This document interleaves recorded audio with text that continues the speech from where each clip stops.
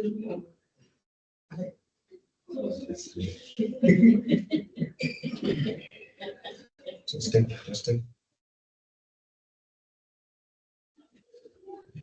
Right.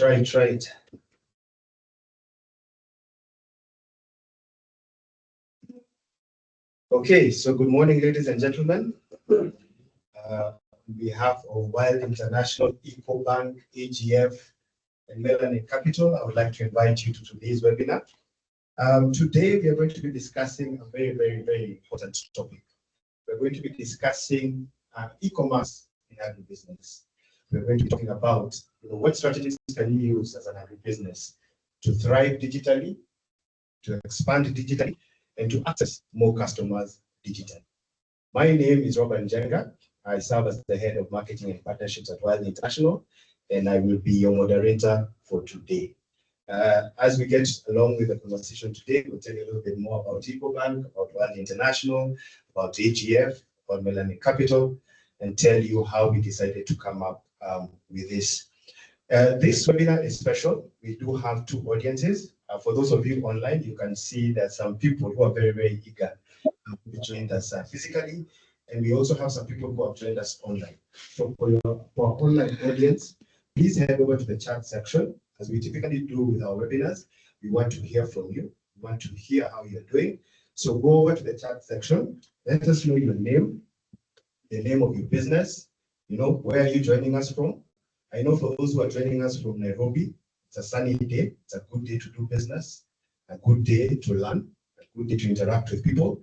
And because today we're going to be dealing with a topic about agribusiness, we also want you to answer another question.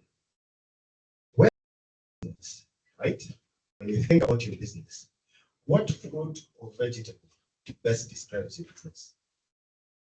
Yeah? When you think about that company that you're running, is it a potato? Right? Potatoes are not the most glamorous, vegetables. Yeah, very difficult to farm. Yeah, but very functional. Yeah, and has very many uses. Are you a mango, for example? Your business is seasonal, right? But when you're in season, you're in so much demand, juicy, ripe, tasty. So please go over to the chat section and let us know more about your business. We're just going to give the online audience a few more minutes to join us. We're just going to give people about 2 more minutes. I do see people streaming in. Maybe if I can go to the chat section to see who is joining us. Just a second.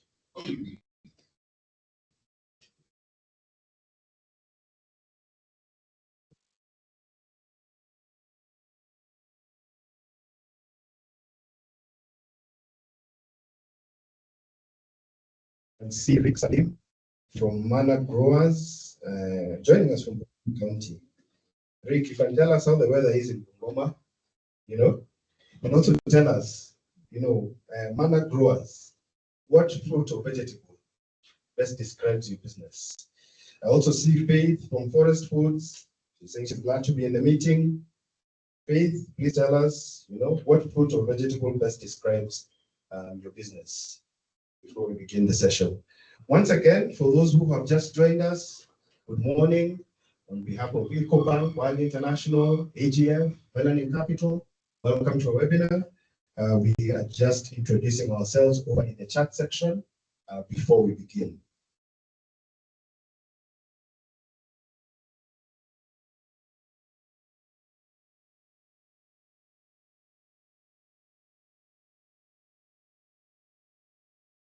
We are getting some people joining in. Let's just give people another 30 seconds or a minute to settle in before we begin.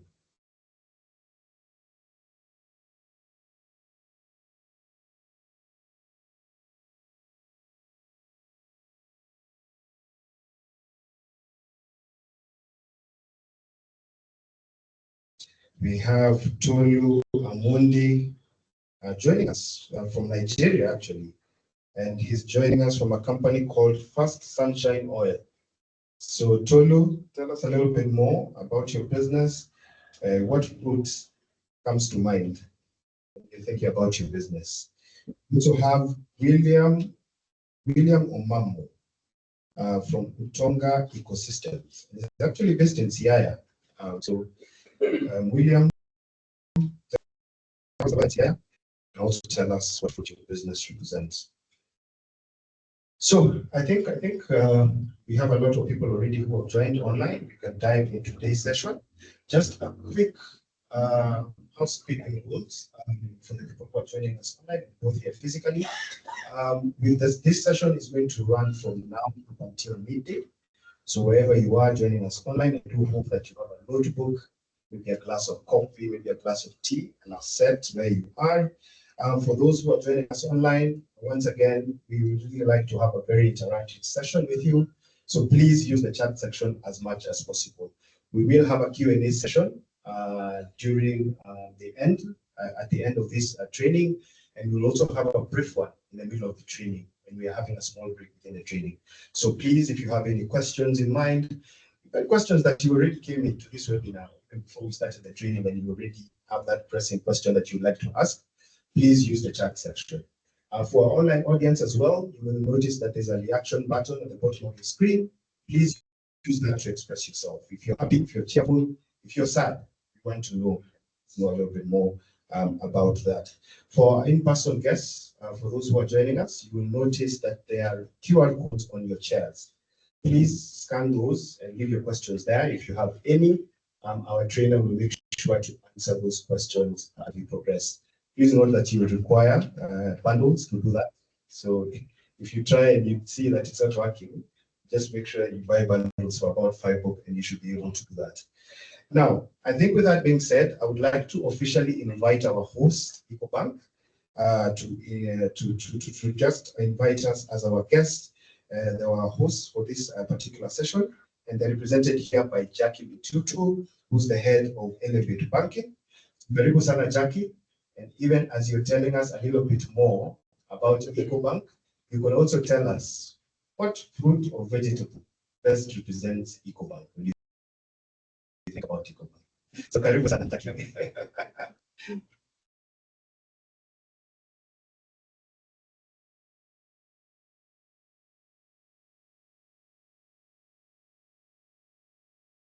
The audience attending virtually and the physical attendees, good morning. My name is Jackie Bitutu. I'm responsible for women banking. Our women banking program is called Elevate. So if you ask around, you'll hear that they call me the head of Elevate. It doesn't mean much, it just means that we focus a lot on women and the things that matter for them.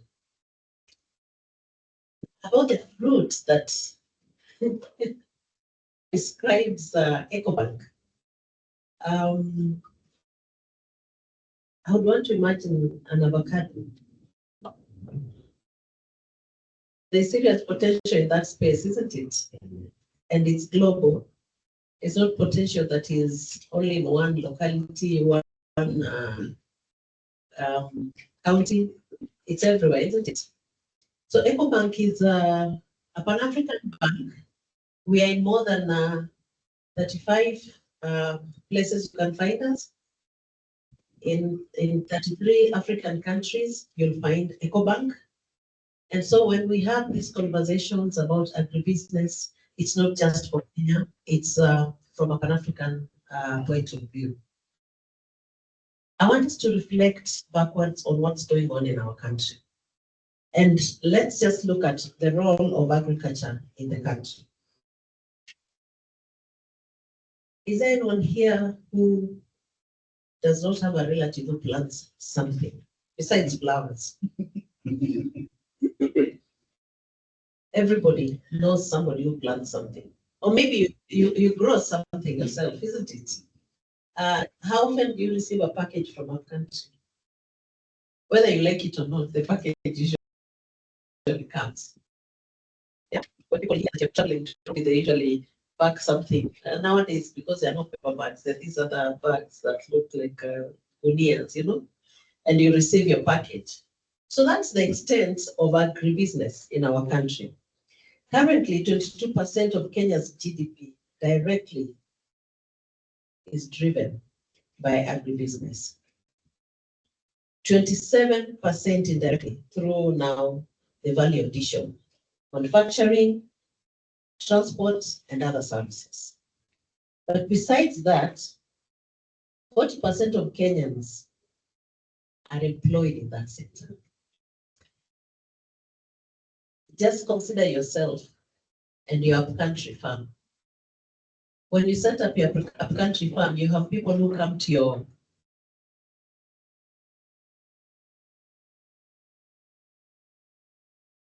when you set up your upcountry farm, you have people who come to work for you, isn't it? Or are you the one who digs? I don't see anyone who looks like the and I'm sure even on the online audience, there are people who work for you. You are an employer. It doesn't matter whether it's that one person who comes to read once in a while. You're actually paying them. So 70% of Kenyans are actually running their livelihoods through the agribusiness. The other thing is our horticulture alone earned $1.1 billion in 2023. It is a top foreign exchange product that we can be proud about. We don't talk about it. We don't know it that way because we are always reflecting on our own contribution. That small shamba of Sukuma you have is a contribution to the livelihood.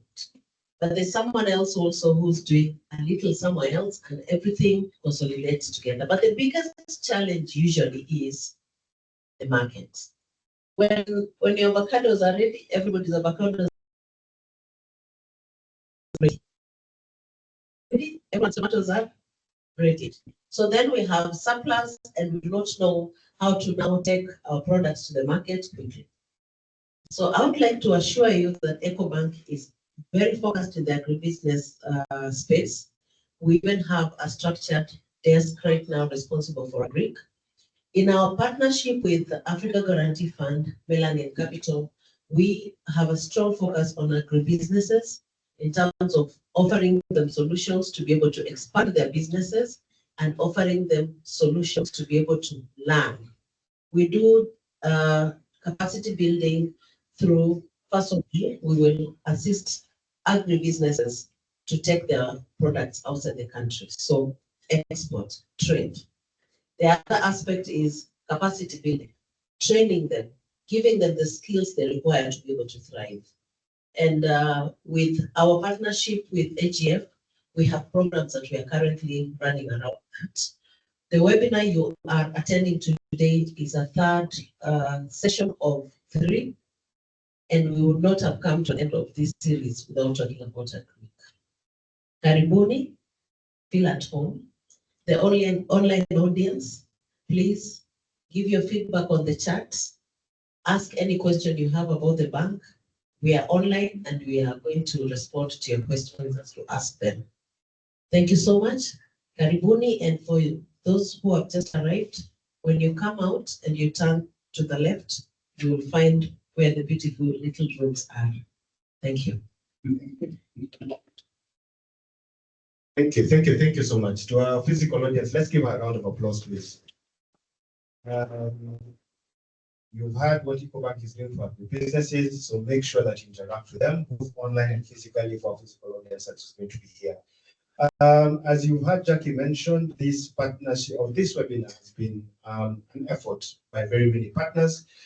So in absentia, I would like to recognize the Africa Guarantee Fund, which has been very, very critical and very essential, as I mentioned, to us conducting this webinar.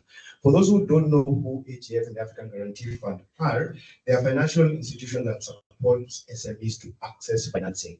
And how they do that is they give guarantees to financial institutions such as Ecobank, so that you as an SME who comes and needs a loan and needs a facility, and maybe you don't qualify because you're considered a risk, then AGF steps in to provide that guarantee and say, this SME, if for whatever reason they are not able to make those payments, they will step in and support you. We also have Melanin Capital, who have been very, very big partners in ensuring or facilitating these trainings. And Melanin Capital, our climate fintech, are dedicated to unlocking capital for SMEs that are operating within the green space. So go over to their website. They do have quite a number of financial solutions that you can benefit from as an SME. Very, very, very affordable. If you're in the green space, please make sure that you check them out. So I believe Jackie has already said for us the context briefly about why we decided to have this conversation and why we decided this was a very, very important topic. We always say, in every conversation that we say agriculture is such a big contributor towards our GDP, employs millions and contributes quite a bit to our economy, right? But at the same time, you always have conversations about, you hear farmers are not getting the right prices, they can't access markets, they're always experiencing losses. Why is that? Why is there that disconnect? On the flip side, you have e-commerce, the e-commerce space. You have a lot of strides that have happened within the last 10 or 20 years. You have things like M-Pesa, where you can do so much from your phone. You heard from Ecobank. They have access to about 33 countries across Africa, and you're able to make payments across all those 33 countries. So why is a farmer in Kenya unable to then sell products in those 33 countries if they're able to receive and send payments within those 33 countries? And those are the questions we're asking ourselves. How can agribusiness be supported by e-commerce to help us grow our markets and access greater opportunities? And to walk us through that conversation is Chris Odongo, the CEO of Wild International. So before Chris comes and tells us more about our topic for today, let me just tell you a little bit more about Chris. So Chris is the CEO of Wild International and co-founder of Sandbox, with 22 years of experience working with SMEs across Africa. He is a seasoned strategy consultant, business coach, and ecosystem builder. While he has led programs that have transformed thousands of businesses and is passionate about helping entrepreneurs move from startup to growth stage. Chris is also a published author, and maybe when he gets here, he'll tell me what book he's published and where you can find it. He's also a public speaking coach for those of you who want to learn how to speak a little bit more in front of people. And he has personally trained me myself. That's why I'm able to speak in front of you today. And he's also a facilitator for entrepreneurship matters. So if you have a training that you're running that revolves around entrepreneurship, Chris is the man for the job. So please, let's put our hands together for Chris Odongo as he joins us. For the physical audience, please let's give him a round of applause. For our online audience, please use that reaction button at the bottom and clap for him as much as possible. So Chris will tell us a little bit more about Wild International. But even before he does that, he will tell us the fruit of vegetable that best represents Wild International. Karibu sana, Chris. Wow. I thought that question was for Ecobank only. Very much.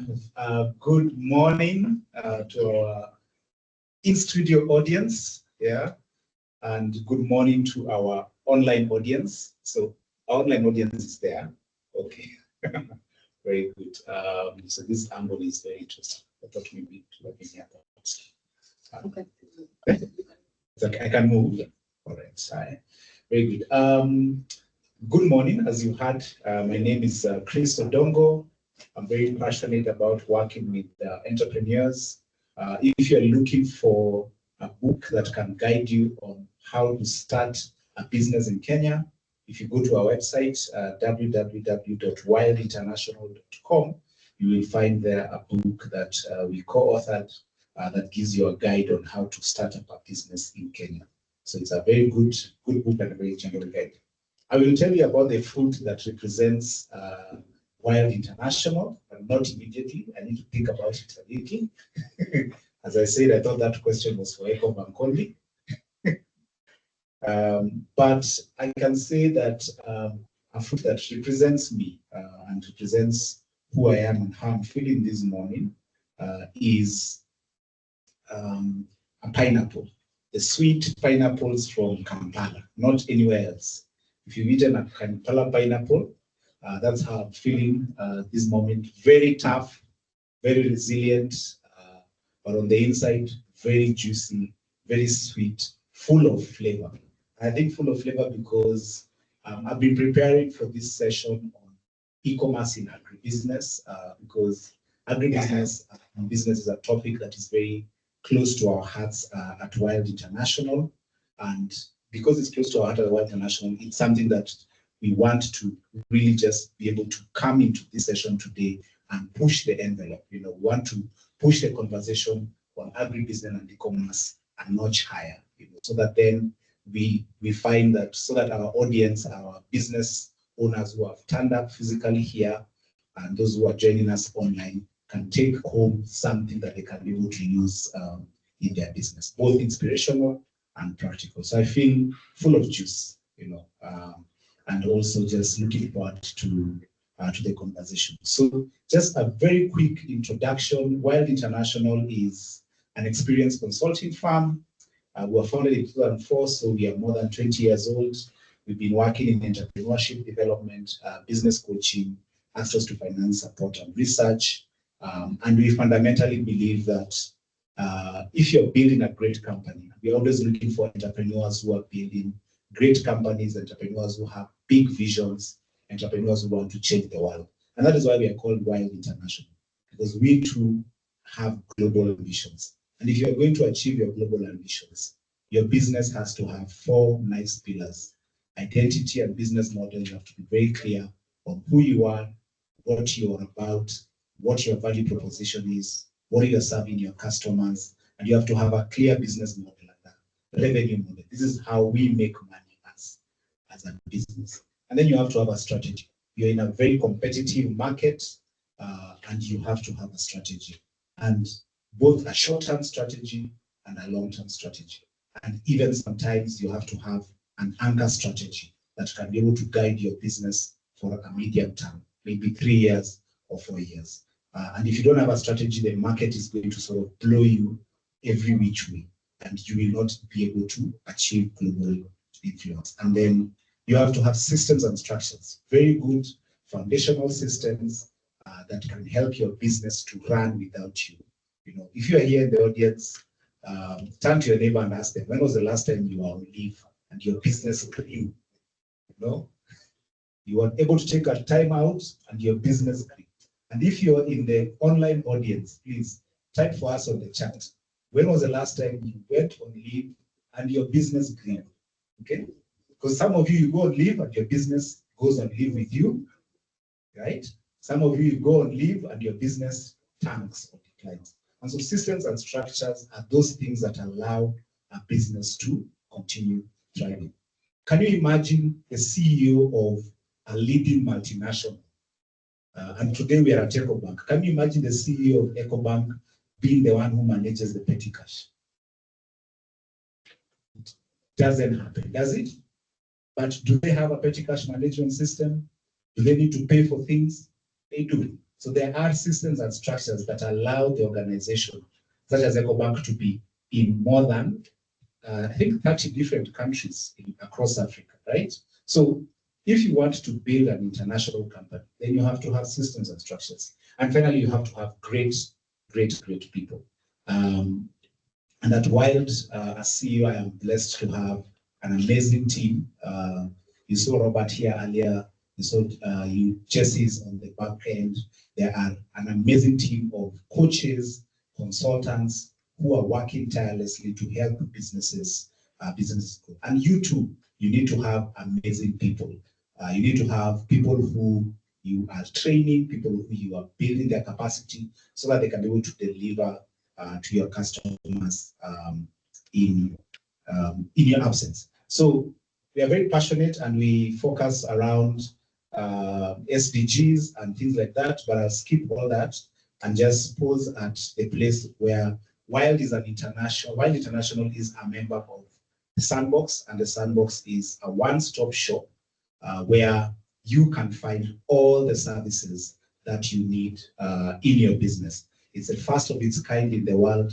When we launched it in 2020, we had international visitors from England, from America, from Germany, from France, from Spain, from South Africa, from Ghana. They say they have never seen such a thing in the world.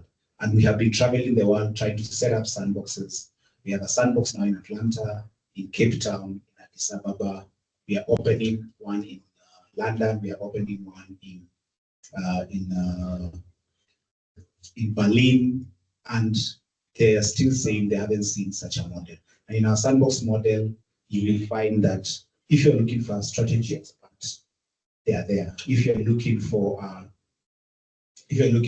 research expert, you have them there. If you're looking for a sustainability expert, you have them there.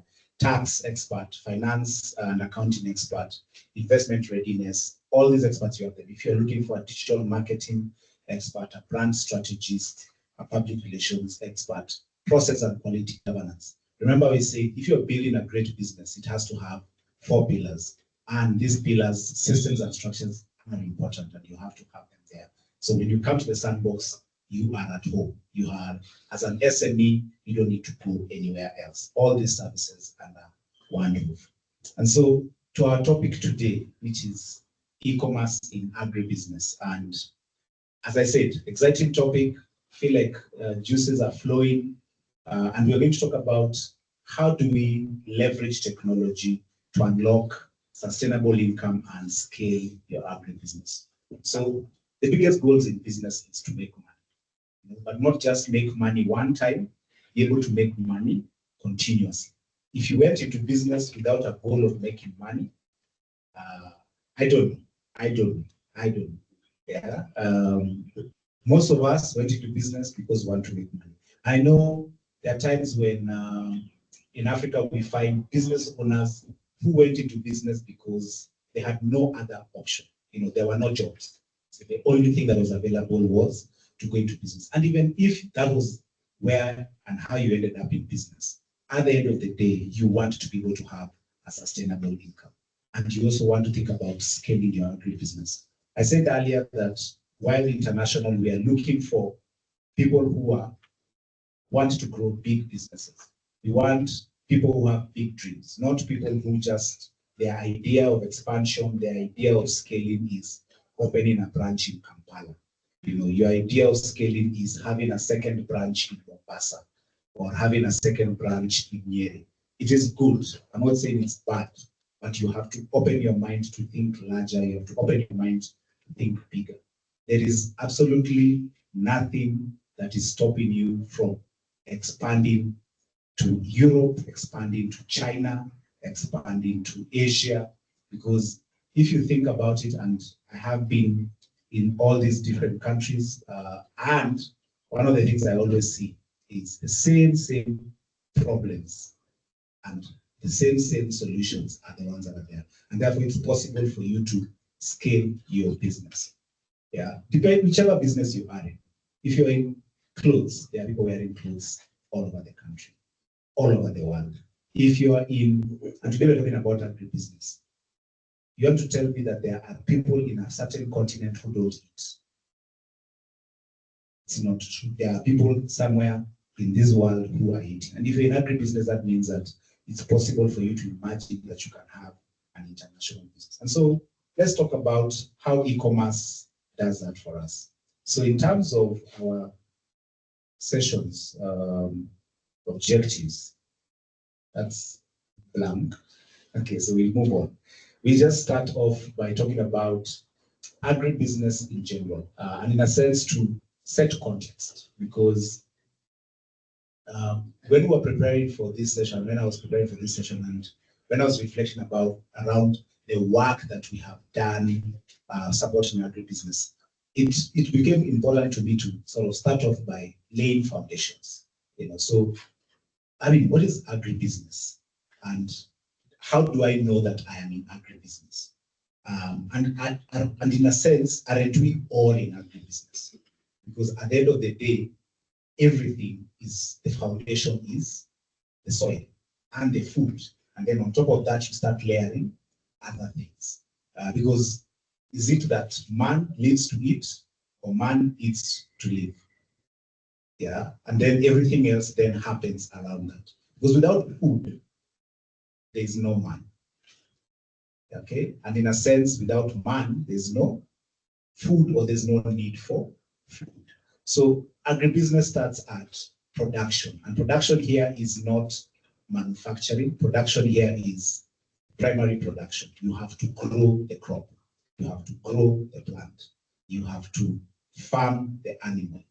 And even if you go into fisheries and into aquaculture, you still have to nurture the fish. So there's primary production that is important in business.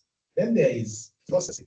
So once you harvest that output, you have to process it, or you can actually consume it as it is. So if you harvest maize, you can consume it. I don't know whether you can eat raw maize, but you can almost, I don't know, if you're growing up and you went to the farm like me, there are times when you got so hungry, you took that maize and you ate it. You get? And your parents looked at you, but they didn't slap you because they felt that you're doing something to stay in the shamba.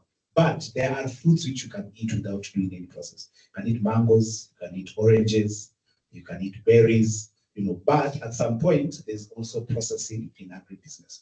Take the maize, you dry it, you shell it, then you mill it, and then you pack it. And we're going to look at that. And then there's distribution, whereby you're basically looking at moving this item from one place to another. And in fact, there are statements that have been said that one of the easiest ways to deal with famine, because famine is a lack of food as compared to drought, which is, what is it called? Famine is lack of food because it is not available. Drought is lack of food because the weather conditions have caused it not to have food. So drought can lead to famine. I digress. The point I was trying to make is distribution is still a solution to drought and famine, because the people who did produce food, if they have food being brought to them at a cheap price, then they're able to afford it and buy it. And in fact, there are countries that don't actually have big agricultural farms, but they still have food. If you go to our desert brothers, they import a lot of food. So they rely a lot on distribution. And when you're talking about food, and in agribusiness, you're looking at food, fiber, minerals, fruits, vegetables, grains, animals. And in the classification of animals, please, it is the scientific classification of animals that includes birds and fish, not just cattle, right? And in some, what is it called? And in some jurisdictions, they eat animals that we don't eat. So don't judge them, farm the animal and make your money.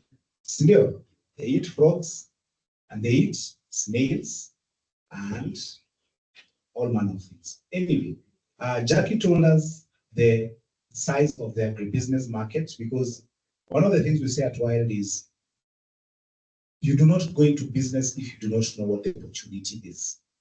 So is there an opportunity in agribusiness? Globally, it's a $3.4 trillion business. And I can tell you, I have grossly underestimated it, because as I say, man is to, what do I say? I say man lives to eat, or man eats to live. So the size of the agribusiness market is huge, yeah, global. And in fact, there are people who say the kinds of businesses you cannot go wrong about are food businesses. Everyone is eating. Even if you go to the informal settlements, the person who is selling food always has customers. And Africa, $313 billion. And in Kenya, more than $10.6 billion in agribusiness. So the opportunity is there. And so if there's an opportunity, we know what the agribusiness is, then how do we participate in this agribusiness? I want to introduce a concept to you, which I'm sure you are very familiar with and you've heard about it, because it's in agribusiness, one of the anchor concepts, and that is value addition. You cannot talk about agribusiness and succeeding in agribusiness if you don't talk about value addition. And the reason I'm giving you these backgrounds, and we're going to go into a bit of background before we get into e-commerce, because e-commerce is basically layering already on an existing business framework. So if you don't understand value addition and you bring e-commerce, you will be, what is it called? Transporting air or solving problems for air. You need to solve problems and you need to transport actual things. So value addition is to agribusiness the way to unlock the thing. If you're selling maize and somebody else is selling flour, it's called flour, yeah, or flour. Depends on where you come from, yeah, but not flour. So if you're selling maize and somebody else is selling flour, who is making more money? The person selling flour. Now, there's somebody else who is taking that flour and processing it into cornflakes. Have you heard of cornflakes? The word corn is the trick. Cornflakes is made of corn. If your children won't eat githeri, they will eat cornflakes. Githeri is 50 bob, cornflakes is 400, 300. Are you getting you see the difference there? So you turn up at home, you give the girls or the boys githeri, they look at you, they're like, what happened to you? When you turn around, you give them cornflakes, they eat it. The difference is a magnitude of 10 times for the same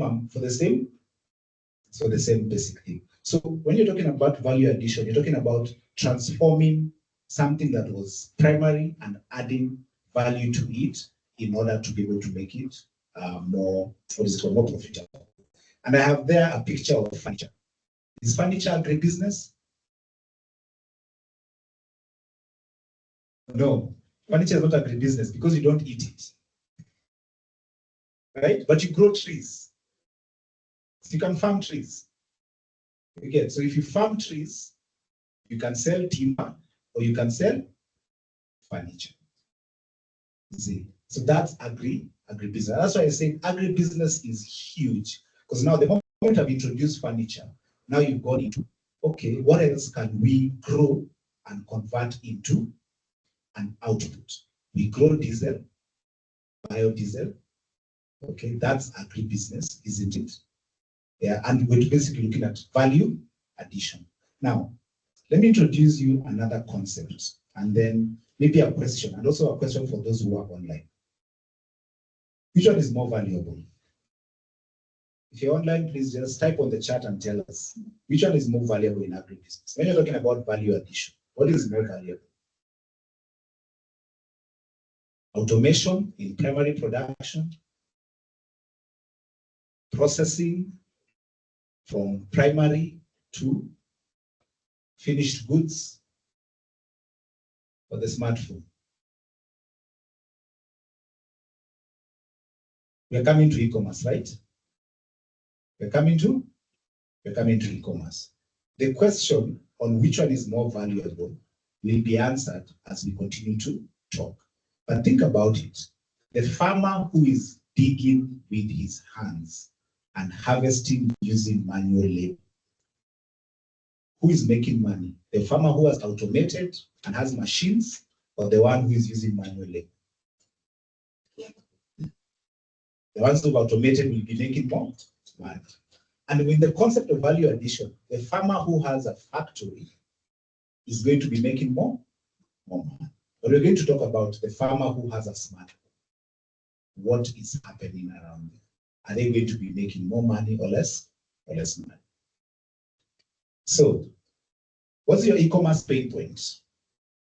As we get into now the conversation on e-commerce, we have several pain points. One, commodity trap.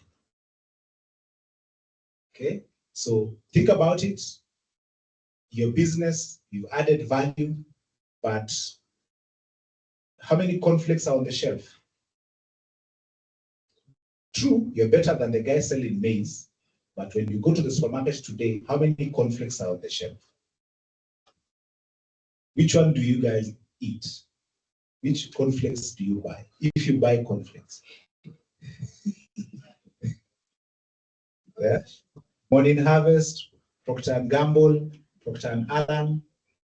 There are many different cornflakes that are available.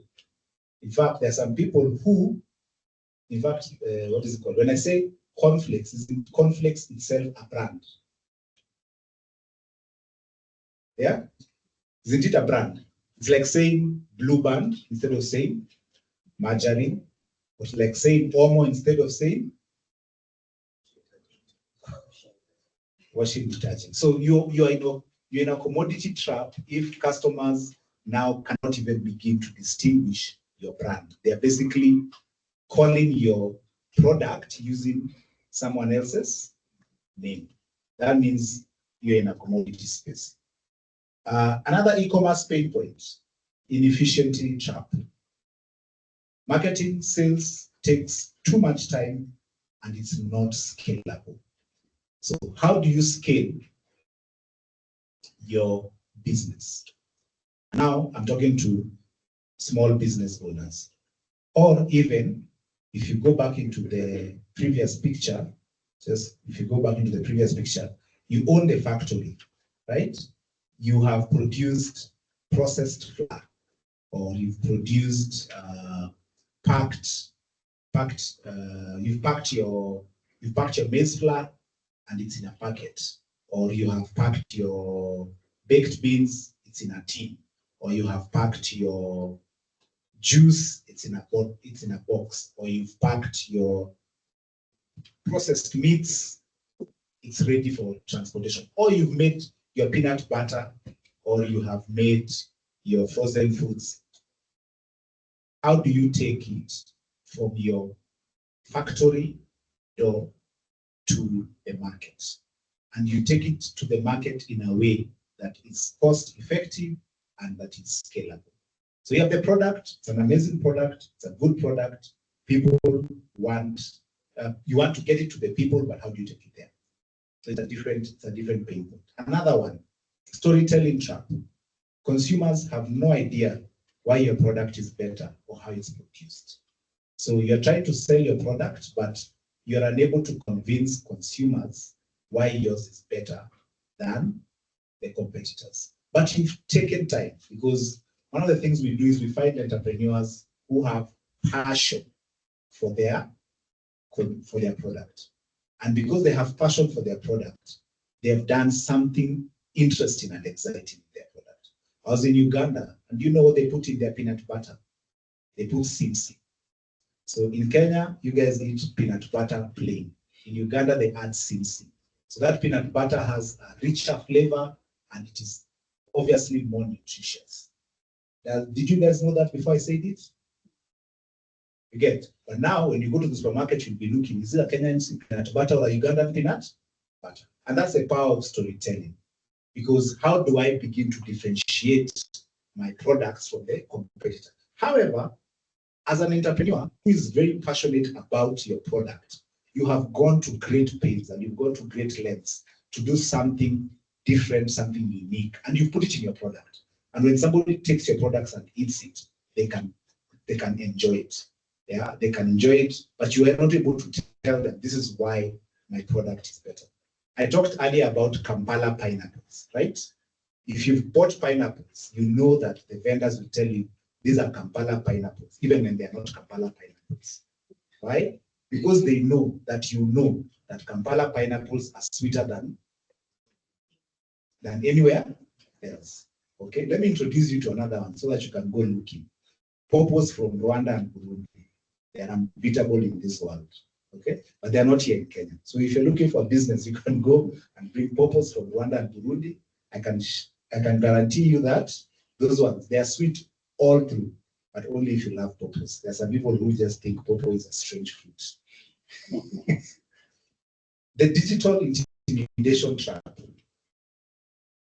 For some of us, we imagine that digital is a jungle.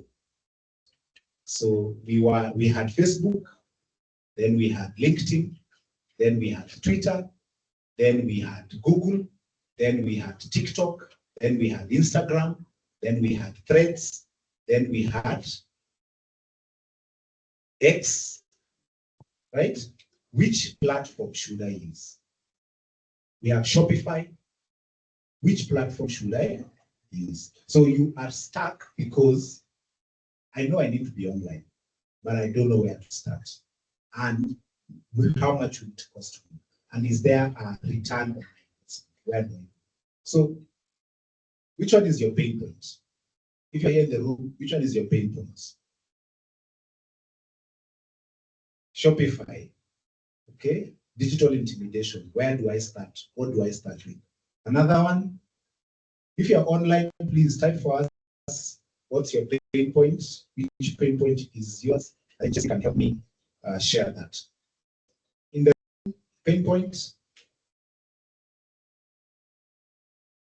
one more person, what's your pain point? Yes? Undifferentiated products, the commodity trap, yeah, and the storytelling trap, okay? Somebody else, last person, yes? The inefficiency trap, getting your products to the market or to the consumer in the most cost-effective way possible. And all these are different pain points that affect people in e-commerce. So as we continue with our learning today, the question we ask first is there a market? And the reason we ask that question at Wild is, remember, there's value addition, there are pain points, but pain points cannot be addressed outside of a market. Okay? How do you listen to music today? The lovers of music. Spotify? What were YouTube music? Yeah? What were YouTube music mko? What were radio? Kwa matatu peke yake. When you're forced to listen, it's not even by choice. So consumers are loyal to the job. They've been listening to music since the days people were singing. But what has been changing is how they listen to music. Depending on when you're born, you will know number 2 and number 3. Okay, mixtape. Depending on when you're born, you will know the mixtape and you will know the CD. Depending on how much money you had, you possessed the iPod. Okay, again, depending on that. But today, with smartphones and with internet and with affordable bundles, how are we listening to our music? We're listening to Spotify. But the primary thing is we're listening to music. So at Wild International, we say that a market is a job. A market is a need. And so even in agribusiness, as you're thinking about your value addition, yeah, and you're thinking about how to add value to your products, the first place is to understand what is the market I am dealing with. Yeah. Am I dealing with a health market? Or am I dealing with a style market? Or am I dealing with a taste market? Or am I dealing with a convenience market? You don't just add value without thinking about what is the market you are dealing with. I talked about conflicts. Conflicts are dealing with a taste and convenience market. You wake up in the morning, pour your cornflakes, pour your milk, eat and go. All right? Baby food, Cerelac, they're dealing with a convenience, taste, and portability. If you're a young mother and you're moving from place to place, what food do you carry for your child? Yeah? Beans. You carry for them Weetabix and Oatbix, and milk. So you see, what is the market? So you're selling Weetabix, you're thinking you're selling Weetabix to toddlers, but it's being bought by mothers. And you think mothers are now into Weetabix. Mothers are not into Weetabix. Mothers are into making sure they have food that they can serve, give their children to eat when they have moved around. So you see, so what is the problem that your product is solving for the market? And therefore then, what is the value addition you're adding? As we move on, as people are trying to consume your product, they are going to have what we call constraints. So these are things which stop them from consuming your products. And it's connecting back to the challenges. So time. They don't have time. Okay, they don't have time. Today, with Spotify, you can listen to your songs anywhere, any time. When we were growing up, when did you listen to music?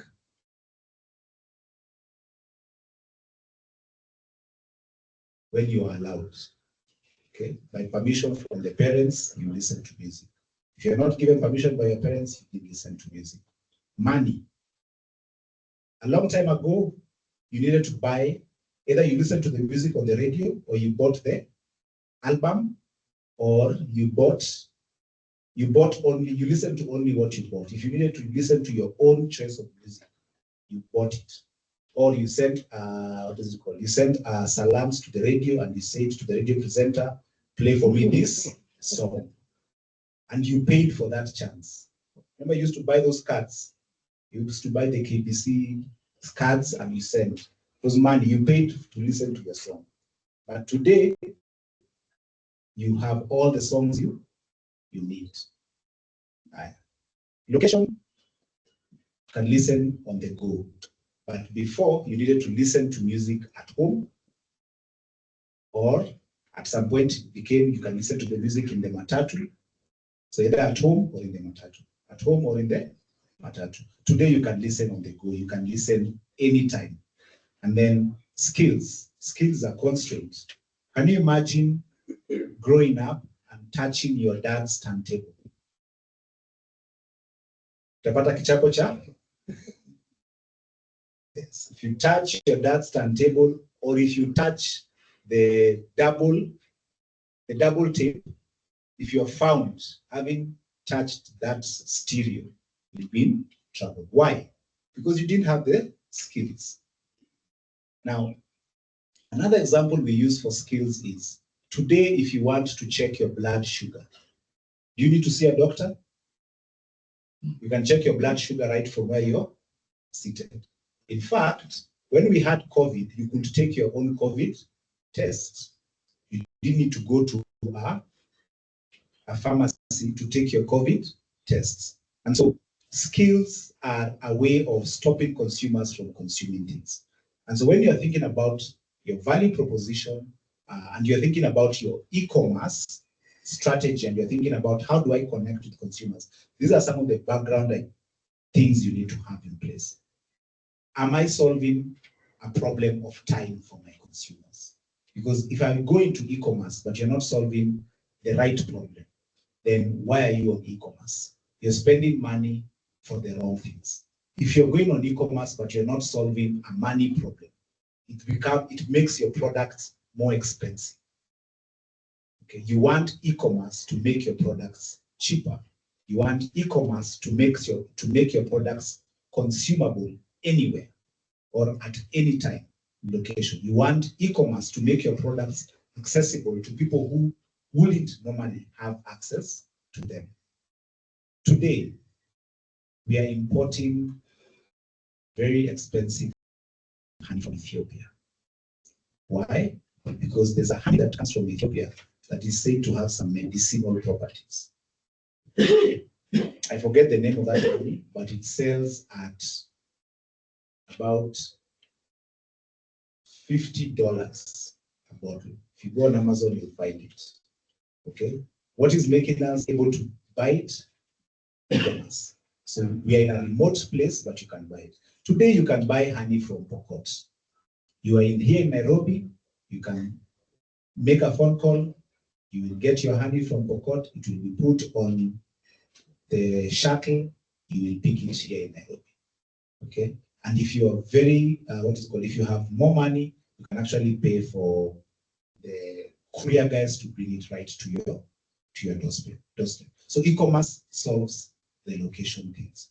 E-commerce also solves the skills issue, because with e-commerce, you are able to explain to somebody how to use your product, because there's a page where they can go. You can buy this ingredient, and you can follow these recipes, and you can actually be able to make this food. People who did not know before about meat cuts, the choice meat cuts. We used to just go and say, nipatie kilo moja ya and with e-commerce, now they know T-bone, they know ram steak, and they have recipes they can follow to make those foods. They even know how to make smoked meat, they can make smoked chicken, they can marinate. See, e-commerce is making those things possible. And if you have an Instagram page, and I hope you're salivating, if you have an Instagram page, you can show people how to marinate. So you show them how to mix the spices, you show them how that thing works, and boom, all of a sudden people are dialing in and ordering your food, and they're ordering already pre-marinated, ready to bake. You see, because then now the people who want, and we get into it, the people who want an experience, you're showing them how to do this so that you can do this. This is how to do it. The people who want convenience and don't have time, you can tell them this is what is it called? This is a ready-made meal. So pick it, order it, and deliver it. So again, when you're talking about value addition, we're talking about adding value in response to what is the constraint you are addressing. Is it a money issue? Is it a time issue? Is it a knowledge issue? Is it a location issue?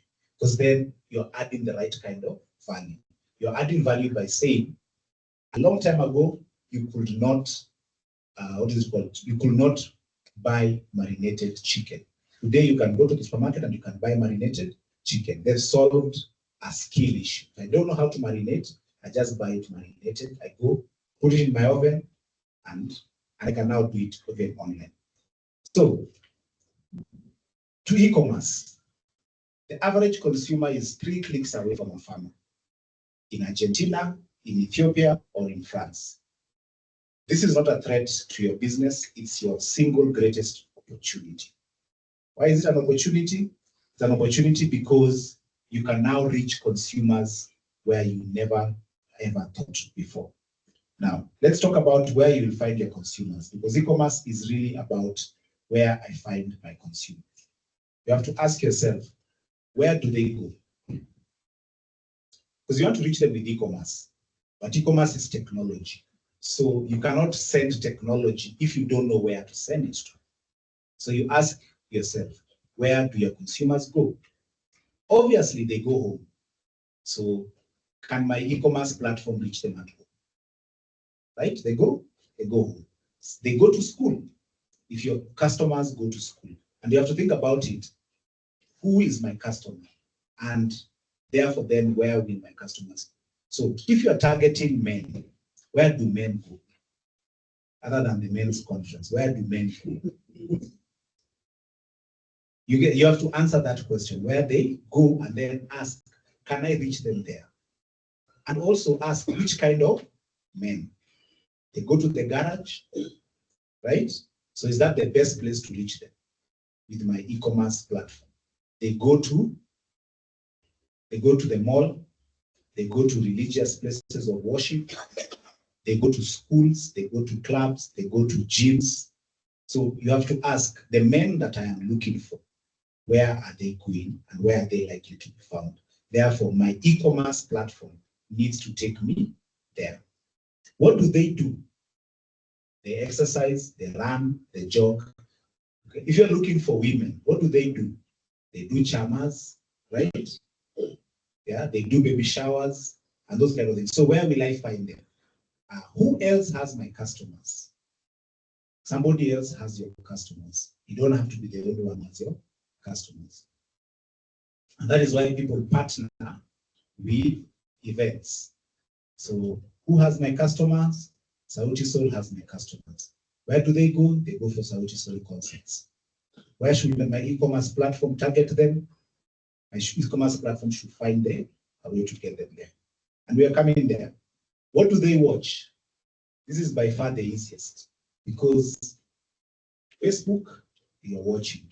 Instagram, you're watching. Twitter, you're watching. TikTok, you're watching. Citizen TV, Nation TV, KTN TV, you're watching. So my e-commerce platform needs to be aligned to what are they watching? What are they listening to? And sometimes, who are they listening to? That's where your influencers come in. Yeah. What are they listening to? Who are they listening to? What are they reading? Because you're trying to say, where will I find my customers? So that when you have your e-commerce strategy, you're deploying and directing your e-commerce strategy to the right location. And when you have your digital marketing plan, your digital marketing plan is those robots and bots are targeting people at the right place. But once you know that I'm looking for men and they're watching rugby, you can go and tell your digital marketing expert and consultant, please triangulate the ads so that they rotate around the people who are in this physical location at this time. But you need to know when the rugby event is happening, and you need to know that your customers were at that rugby event. So your digital marketer will go and triangulate and say, on Sunday between 8 a.m., between 2 p.m. and 4 p.m., let us run an ad, and it is going to target all the men who are in this particular geographic location. And you most likely are going to get the men who are you're targeting because you know they're going to watch the match, and your product is relevant for them. And therefore, then you can click. So it's not just, e-commerce is not just about going online and then trying to figure it out in the dark. No, e-commerce is about going online when you answer these fundamental questions. Where do they go? What do they do? Who else has a customer? You can even partner with another brand because of your product is consumed alongside that brand. So your e-commerce platform and the e-commerce platform will piggyback on each other. Or your ads and their ads, you run them side by side. So that as their customer is buying this product, they're also being told, oh, you will also buy this. And you can do now what is called the reverse linkages. I link to your website, you link to my website. Why? Because we're targeting the same customers. So if you're a Weetabix seller and somebody else is selling diapers, you're not in competition, you're in partnership. Because you know the mothers are buying Weetabix to feed their babies while on the move, and they need diapers that will last longer when they're on the move. So you piggyback on each other. So your e-commerce platforms are talking to the same audience. So that's how you think about these things. So Robert tells me it's time for a break. Yes. We want to take a short break. All right. To allow our audience, maybe just stretch the legs a little bit for those who are joining us online, and also just pick one or two questions that we're getting in the chat section. I see people are telling us, Chris, that storytelling is one of their pain points. I can see David or Sam in the chat section telling us storytelling has been one of the pain points. And I think this has been a very big pain point for farmers. We never, or as agribusiness stakeholders, we never really tell our stories about how our products are changing, are different in the market. Whenever you see things on Amazon, as Chris has mentioned, they really paint a story about the struggle of how this product was created and developed, and sometimes even tell you the nutrients and the antioxidants and all these things that are supposed to help you or maybe entice you to pick these products. And I think for some of us, we've not done a good job with that. And I think now moving forward, we'll be looking at how to do more of that. I also Chris mentioned quite a bit about market. I think as Kenyans, and maybe also within the agribusiness space, we never take time to actually assess the market.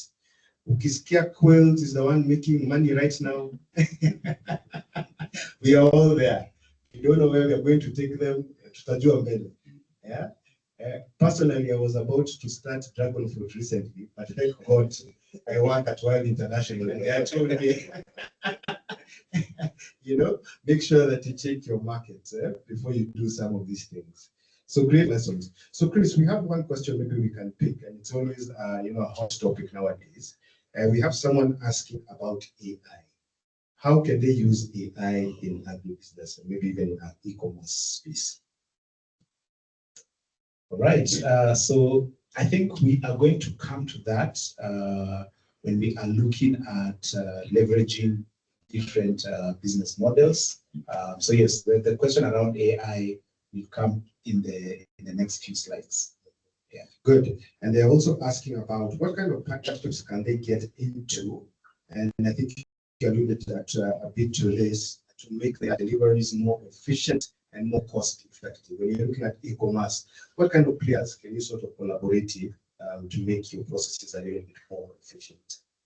Yeah, so again, that's a question that's coming up when we are looking at our leveraging our business models and looking at different ways to do e-commerce. So we'll come to those partners. Okay, yeah, fantastic, fantastic. If you're joining us online, please, you can just stretch your legs for a minute, grab or refill your cup of coffee or tea, and then Chris will begin or continue the session in another minute or so. Try and see whether we have any other questions coming in the chat section.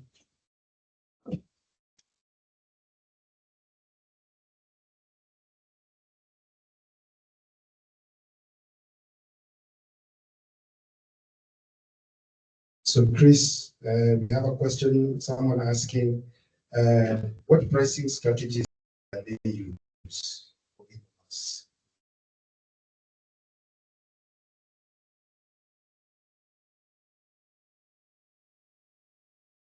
All right, so I think we're going to be answering those questions as we go on with the presentation and with the conversation, and we'll be able to give answers. Yes, okay, yeah, good. Allow me to turn some of them into my head and see how to script them into into the presentation. Fantastic, yes, all right. So Chris, I think you can continue as I think our audience back home by now have been able to grab a cup of tea, cup of coffee. All right, fantastic. And I can see some of our audience here in the studio.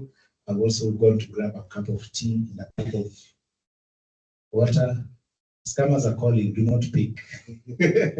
And that's part of e-commerce. Yeah, so I think I want to revisit this conversation a bit more. It's a conversation where I find customers. It's a conversation that's very important when you're talking about e-commerce, because e-commerce is primarily about finding customers and being able to deliver for them your products and services. And even the question around which distribution partner should I connect with has to do with, again, where is my customer?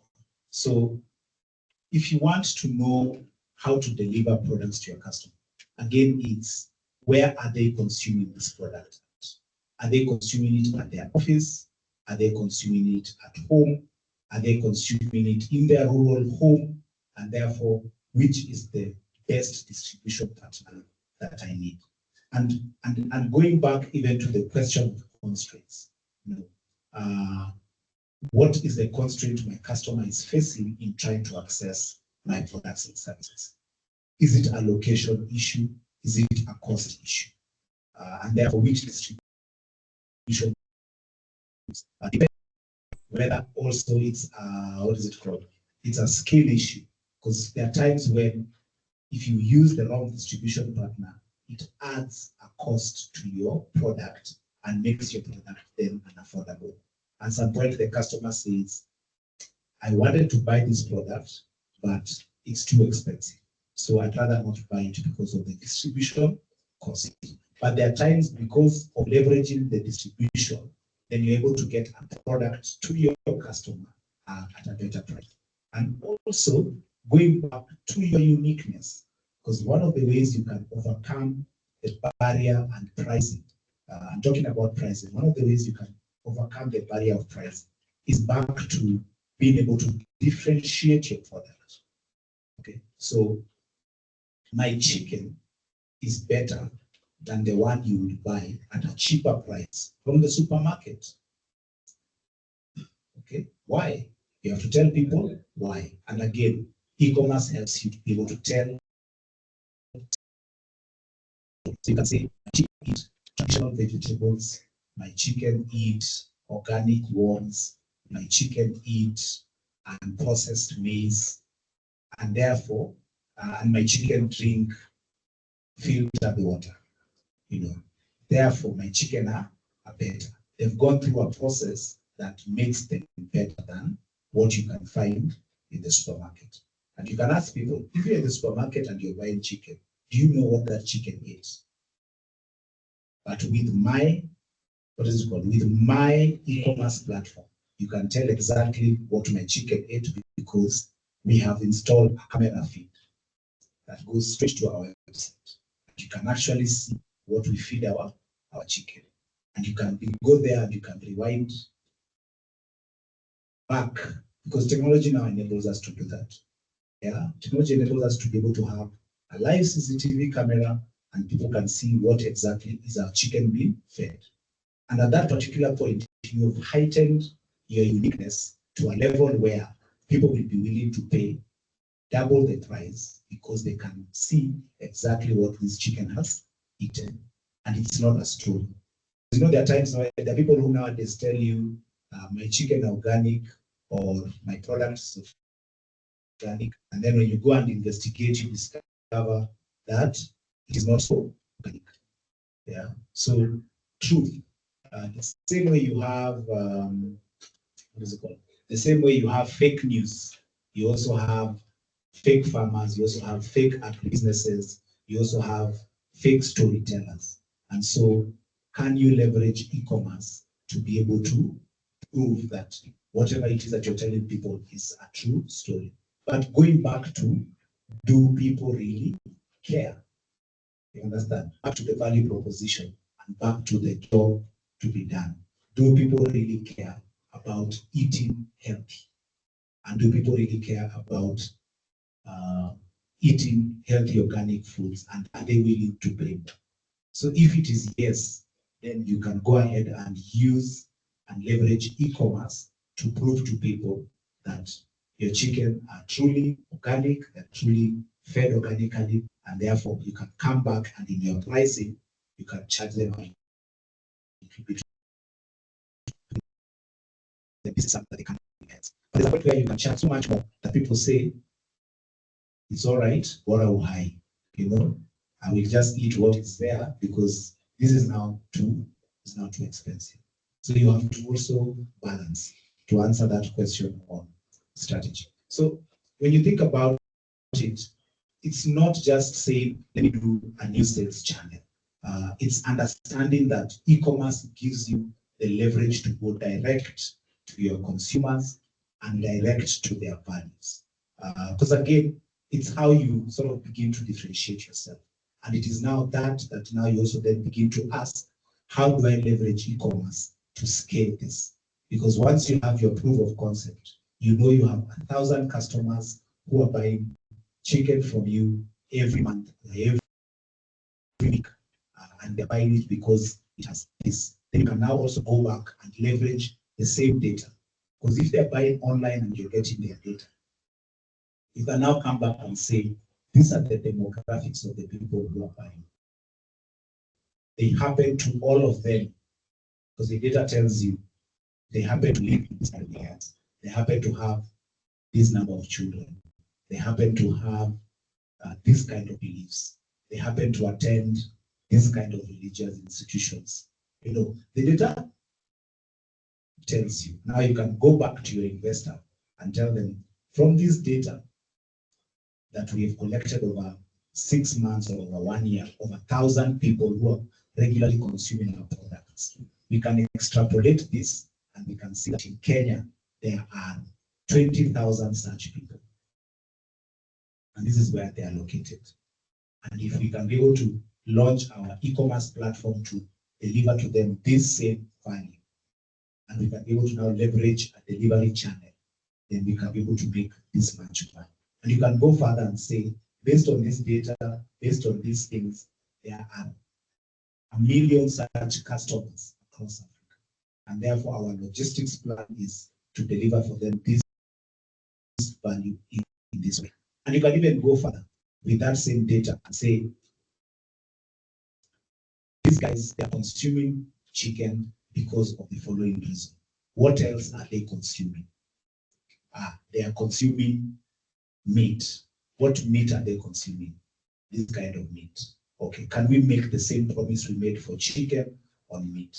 Can we make the same promise we made for chicken, meat, or grains? Can we make the same promise we made on chicken, meat, and grains on another food item? And therefore, can we give them a basket? Save 1,000 people. And what are you doing? You're leveraging data to drive this awareness. Okay? And it's going back to understanding what is the customer. So you're not just using your digital tools to decommoditize your product. You're using the digital tools to add value and go way beyond decommoditizing, go way beyond differentiations into unique targeting. Yeah, but be careful. You don't want to end up targeting a customer segment of one. You get my drift. You don't want to end up targeting a customer segment of one. You want to end up targeting, yes, a niche segment, but it's a viable niche segment of many customers, which goes back into, again, in agribusiness, your inputs, your processes, your distribution, and then how you're leveraging technology to make all those things efficient. Let's look at a few myths around agribusiness.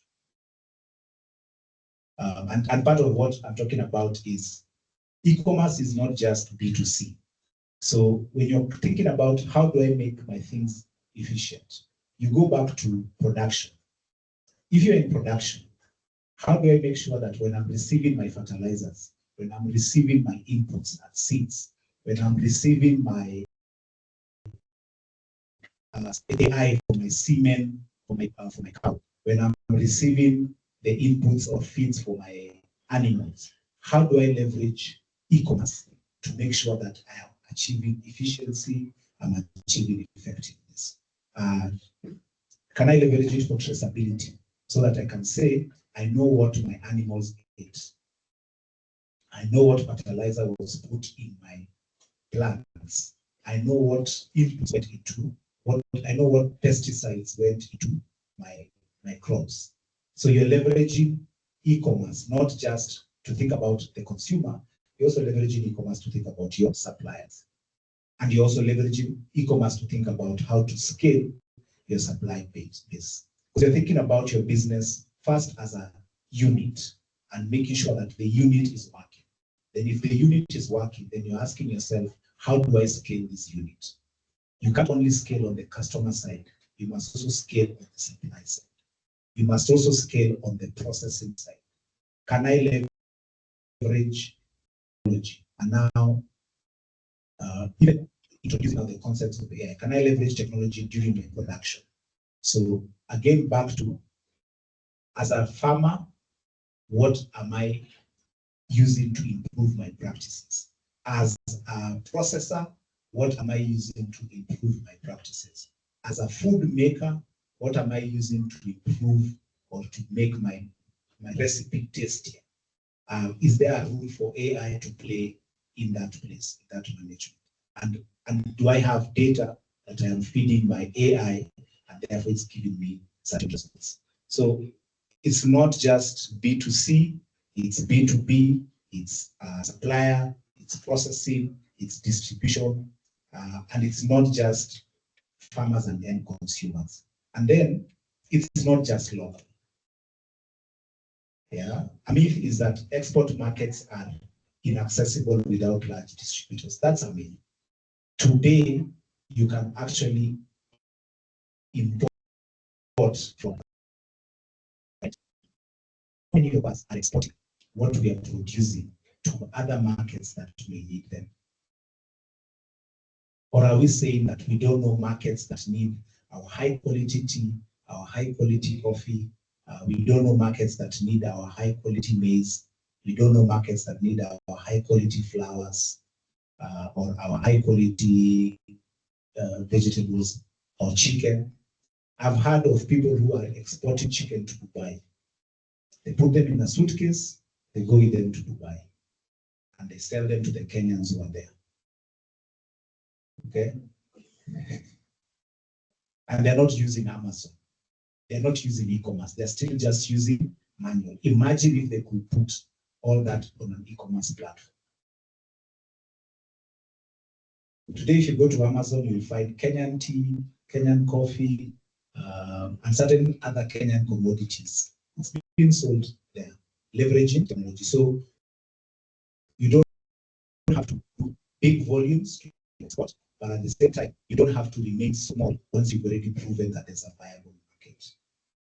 You can now leverage the same, because if you have data, you can leverage the same data to now extrapolate and say how many Kenyans are living in Dubai, Qatar, UAE, and those countries, Jordan, and can I export to them their flavors? And what is the basket of items I can export to them? And can I create an e-commerce site where they can order and they can receive these products? So e-commerce is not just a thing that what is it called? It's not just a thing for B2C. It's a thing that can help you to scale your business. So which myth feels closest to you? Or which myth feels closest to how your company has been operating?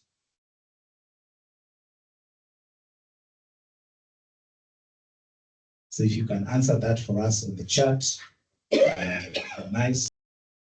What myth feels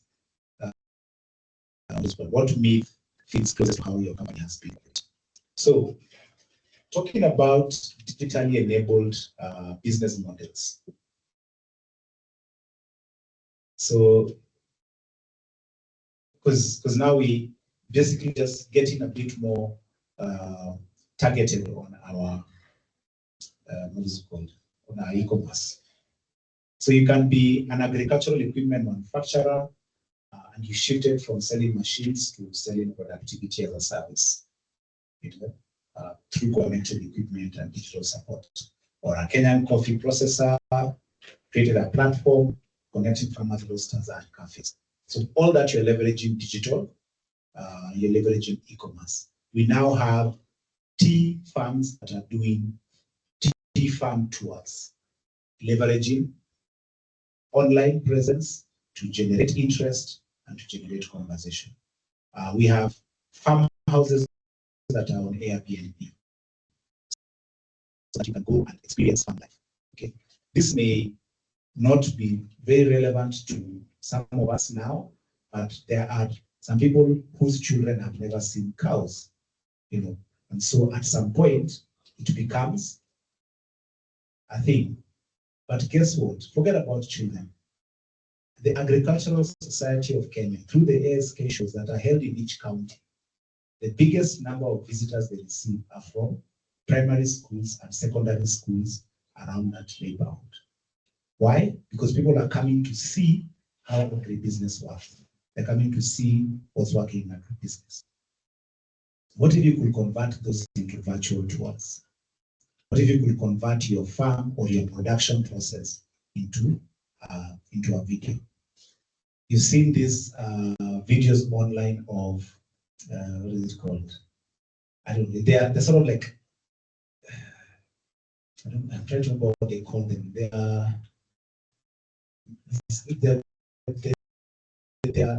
visually satisfying because of the movements that are in there.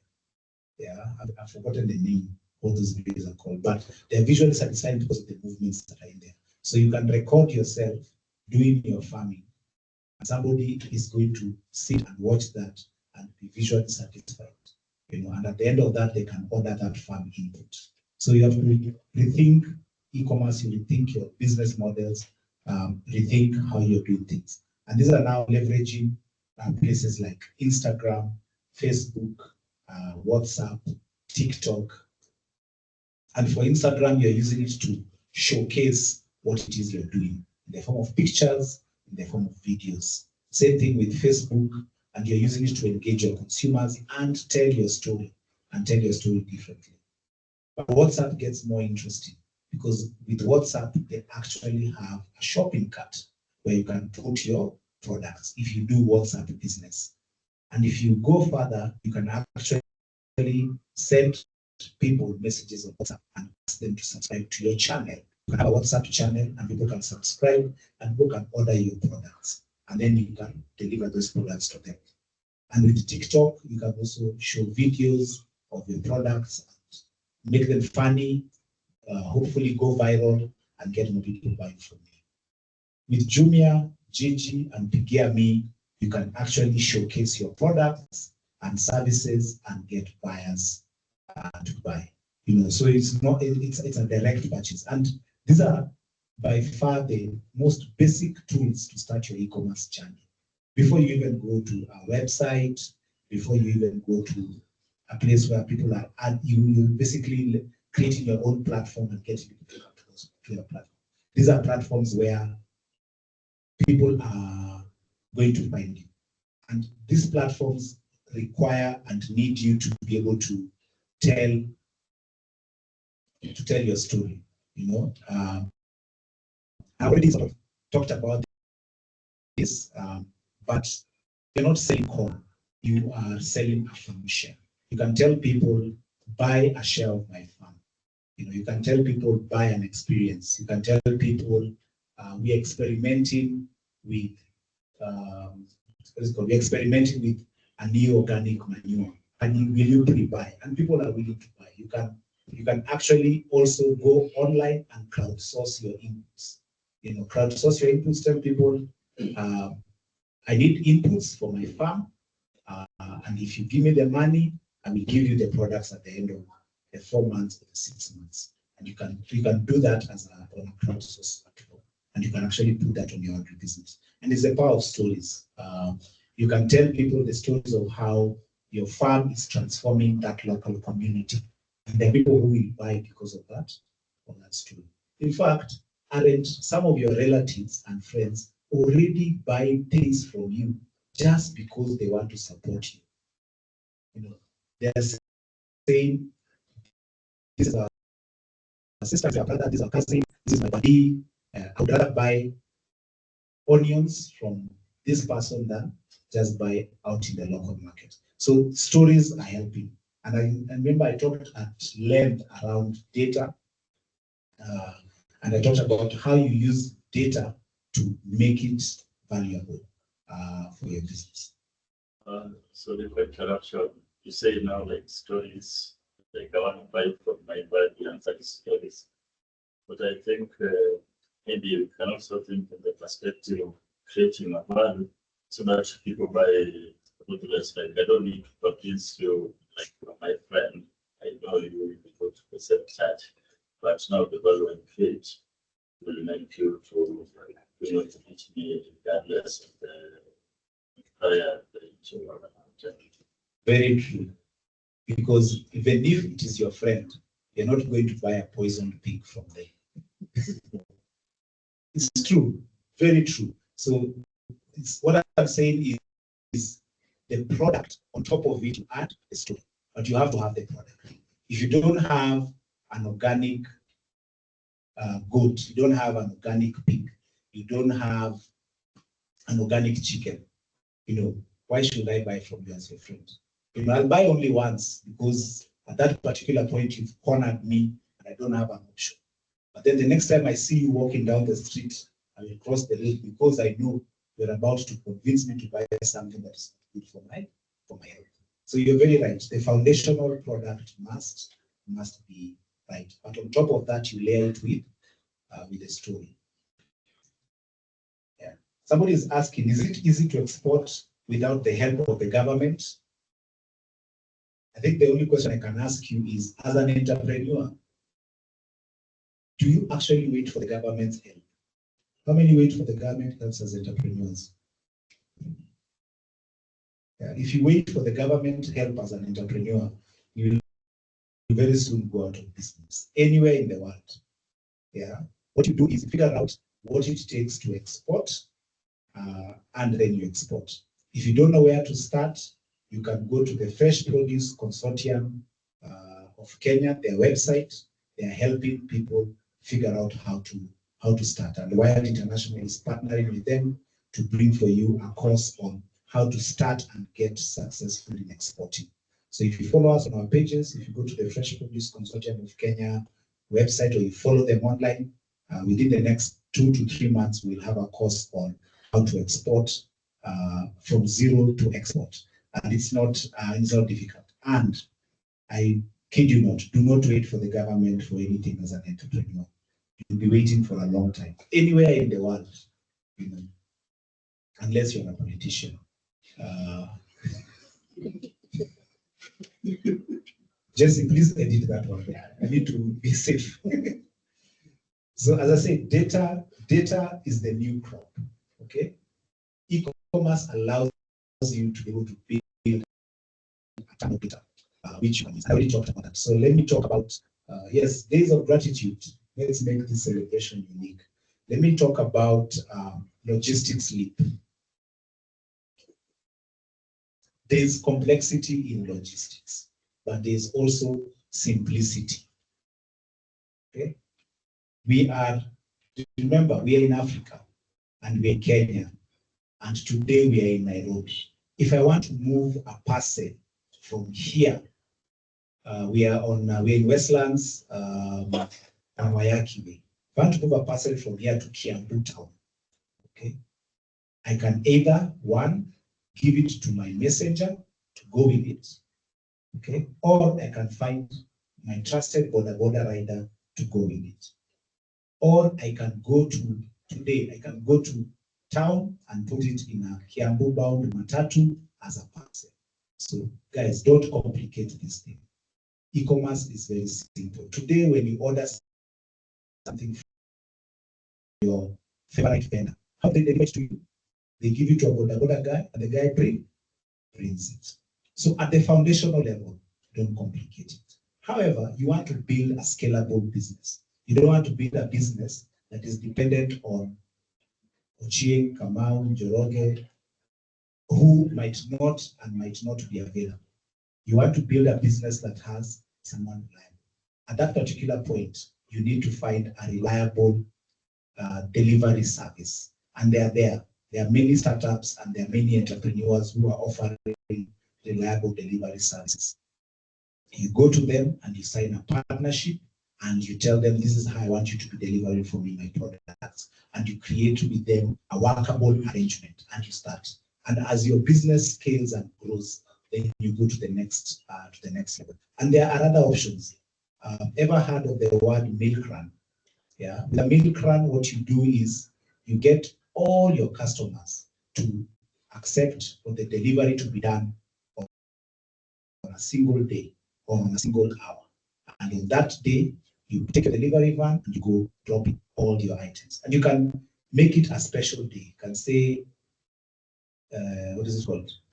Milky Fridays, yeah, or Apple Wednesdays. Figure out what to do, create a story out of it. But at the end of the day, when you tell your customers that on this particular day is when we make our special deliveries, customers will align with that because customers also want your product, especially if you have a good product. You tell them which day will I be delivering, how will I be delivering, and therefore then you also try and get them to pre-order. And that's also part of why the storytelling comes, because you're telling them to go beyond just buying your product and to go into understanding that this product cares for their skin, this product cares for their environment, this product is feeding, this product is clothing, this product is helping a child go to school. Those kind of things, they may appear as soft stories, but trust me, they're tagging onto a heart and they're allowing you to be able to say, we deliver on Thursdays, we deliver on Fridays. And of course, prior communication, so that your customers are also in the habit of knowing that the products are coming to them on this particular day. And habit, you force them or you convince them to form that into a habit. And then you make exceptions. If a customer still wants it on a Monday and you deliver on Wednesday, you don't tell them, we only deliver on Wednesdays. You tell them, okay, because you are a loyal customer, we'll make this exception for you, we'll bring it. However, next time, please order on Friday. Or you can go further and say, because you're a loyal customer, we'll make this exception and deliver on Monday, but it will cost you a little extra so that you can be able to cover the cost of that A customer may say yes or no, but because you communicated in a language that is friendly, they will most likely accept. You get? So it's more about keeping it practical and keeping it safe, keeping it simple. But if you want to now make the logistics leap, because your business model is viable, you put it 500 people, 1,000 people, then you need to find a logistics partner and say, look, I have 5,000 customers in this particular area. How can we work out a plan where we're able to deliver to them when they want? The data will tell you they mostly order on Thursdays or on Wednesdays, or they mostly order in the run-up to a holiday season. You get data will tell you, and at that particular point, it's easy for you to plan your logistics. They mostly like deliveries in the morning, or they like deliveries in the evening, or you can even go further and you can realize that there are certain, certain apartment blocks where delivery is only done in a certain way. You don't have access to the house. The person has to spend a bit more time waiting for everybody to come down and pick the item, So those nuances, once you have your data, you can now sit down with your logistics partner and plan a delivery schedule and a delivery plan. And then you can get hyper-targeted. I talked about this, where you say, based on knowing who is my customer, where will I find my customer, what is my customer doing, how is my customer, what is my customer reading. You get, once you know all those nuances, then you can go into a hyper-targeted digital marketing approach. Gone are the days when you would target all iPhone users. They used to do that in digital marketing, where they would write tell Facebook or Twitter only advertise to iPhone users or things like that. But those days are gone. Now you can even go more granular but you have to go those granular based on your understanding of the customer and what they're doing and where they're likely to be. And because of that hyper-targeting digital marketing, you can also leverage it or layer it to that offline marketing. Not everything is digital. Sometimes you will go to a shopping mall and put up a physical stand and then put a QR code for people to scan and follow you, because you're using a physical engagement to ask them to connect with you online. So you can go to an event where a favorite artist of your core customers is performing, and on those principles, tell them scan this QR code to follow us for more. You can go and advertise. You can go and advertise yourself. If you are somebody who sells experiences, you can go and advertise yourself in a physical place and tell people that you have an experience, and you can ask them to scan a QR code, log on to our website to find out more and then follow you. So hyper-targeting doesn't just have to be online. It can also be offline. So as we are drawing to an end, we're talking about when does agribusiness work? Agribusiness works in a cyclic manner where you first build trust, and then as you build trust, your yields go up. Build trust. You first remove the middleman. The first thing that agribusiness and e-commerce does is when you remove your middleman. Okay, so when you're thinking about my e-commerce and you're thinking about how do I maximize this? Because if you can remove the middleman, you've taken their value. So if you're selling goat milk at the farm, removing the middleman means you start selling your goat milk to an end user. So can I leverage e-commerce to remove the middleman? So once you do that, then the next thing is, can I leverage e-commerce to build trust? So trust in my products, trust in my story, trust in what we are doing, and that takes your yields higher because you're now making more money. Then can I leverage e-commerce to improve my yields? Can I leverage e-commerce to improve my, my supply chain? And then you can now get to global impact. Because all this is working, then you can now start asking yourself, how do I scale what's working and taking it to the world? So I want to wrap up and say, your task today, when you live here, is not to build a website. That's not what I'm asking you to do. Okay, I'm not saying go and build a website. Even though when you think about e-commerce, it seems like, oh yeah, let me just go and build a website. All these guys are saying this is a new computer. No.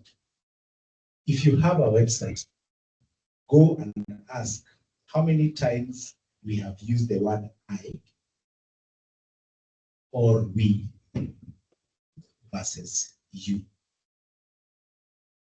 Okay?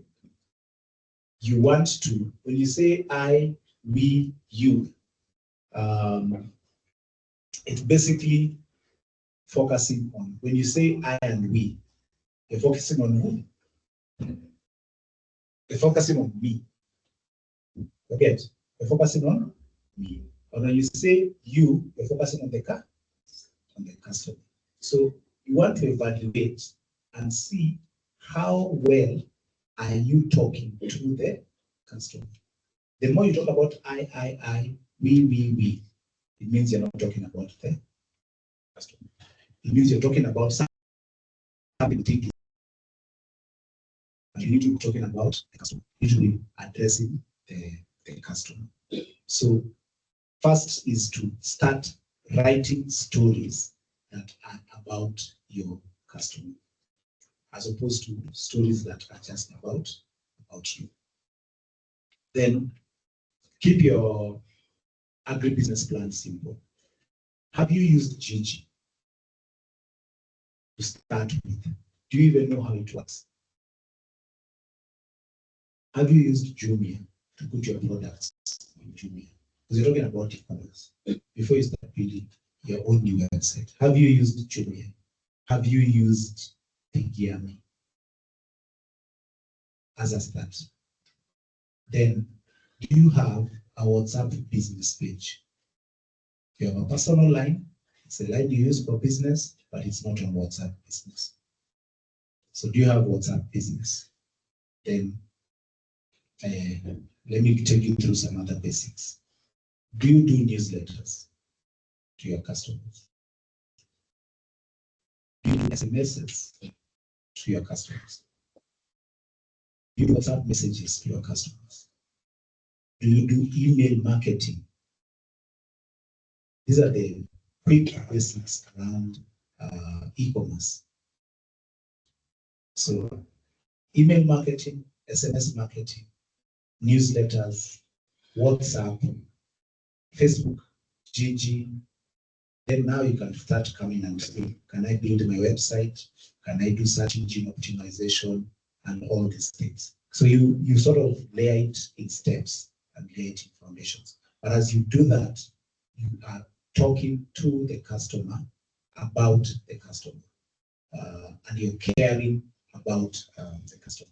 So let me pause there and see whether there are questions or comments.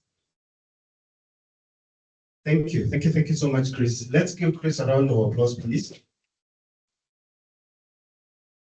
That was such a fantastic session. I think I'll pick up the questions from where we left off, starting with the one around AI. I think there was a lot of interest in finding out how can people use AI or utilize AI in e-commerce. And also there was a question about, is AI bad? I think everything that we're talking about is going to change the world. Are there any risks that people should look out for as they're considering to utilize AI for their e-commerce agribusiness? Yeah, so when you're talking about AI, so the first thing is you can use AI, just the power of stories.